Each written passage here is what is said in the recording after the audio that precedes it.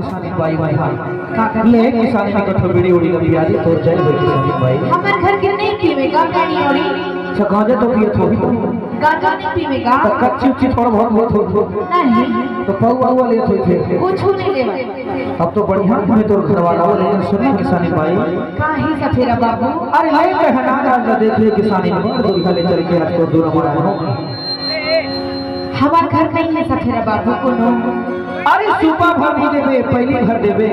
तोर नाम से फूट के खाए है तोर नाम ले किसानी बाई अरे नहीं है हमार घर को न देवैया अरे असली जगमोहरा ना तोरा देख के जाऊं किसानी बाई जे जगमोहरा के बारे में हमार साथ फल मछली असर पकड़ लेते ले किसानी तोर जय हो नागराज के दर्शन कर जल्दी ले आओ तो दिखाना सफेरा बाबू को सापला तोर जान में दिखाना ये सफेरा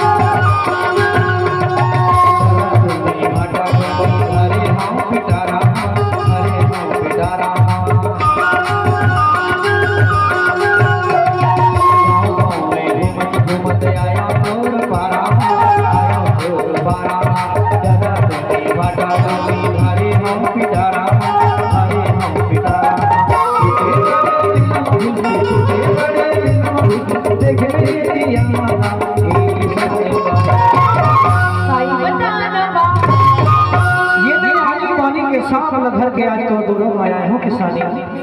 ये मैं देख लेना दिखाना तो हमारे दिल में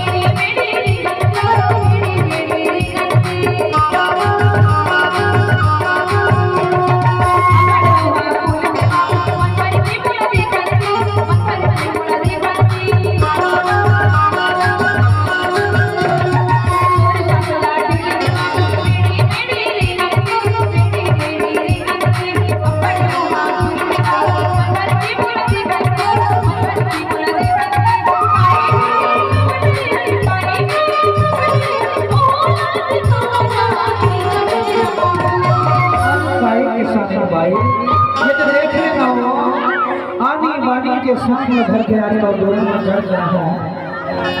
है ले हवा दूर खड़े हैं के शादी पास में आके देख लेते हो तो हमारे टीवी में